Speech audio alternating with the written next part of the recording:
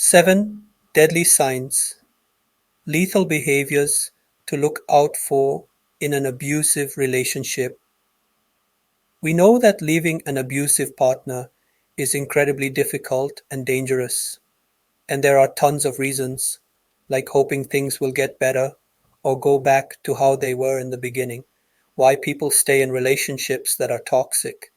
But the truth is, abuse only gets more dangerous over time. Knowing the signs to look out for could be life-saving. No one ever enters a relationship thinking their partner could physically harm or even kill them. But abuse tends to escalate over time and can become potentially dangerous.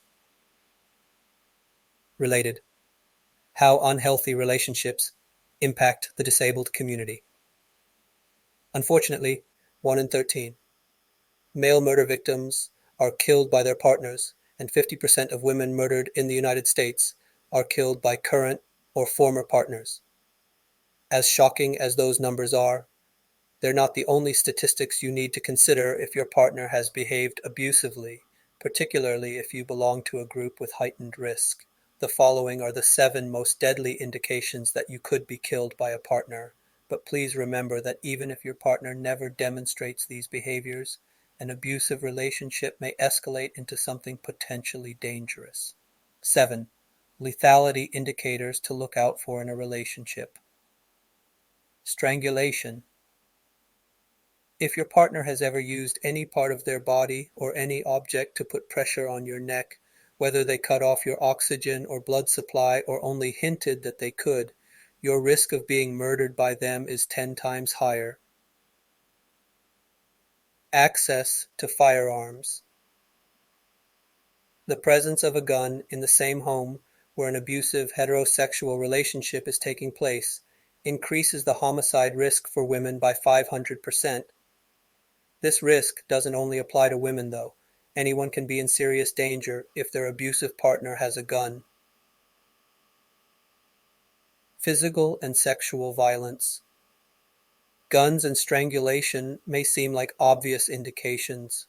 A partner could be dangerous, but people whose partners are both physically and sexually abusive are also more likely to be injured or killed than people whose abuses apply one form of abuse: suicide and threats. If your abusive partner has ever attempted suicide in the past, it's vital to take any new suicide threats seriously, because 72% of all murder-suicides involve an intimate partner. Other threats that indicate heightened lethality are threats to children, and extreme possessive statements like, "If I can't have you, no one can." Living situation. While stalking may feel like an obvious indication of a serious threat, many components of your living situation could be associated with surprising risks. An abuser who is unemployed.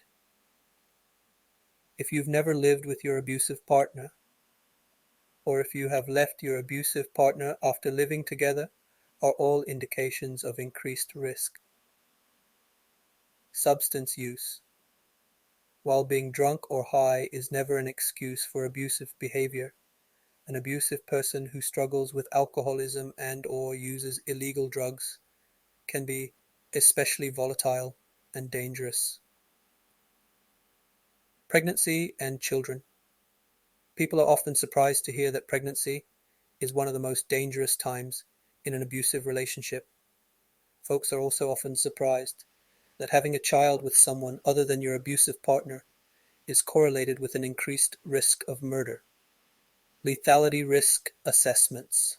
Because domestic violence murders are disproportionately femicides, the original danger assessment was created for women who are being abused by their male partners to assess the risk to their life. Other danger assessments are available for download for specific populations, including women whose abusive partners are women, and for immigrant women, but may measure other risks besides lethality. Get help. The most important question you need to ask yourself if your partner is abusive is if you believe they can kill you. If you're asking yourself that question, no matter what your answer is, please consider talking to a domestic violence advocate and creating a safety plan. Your life is precious.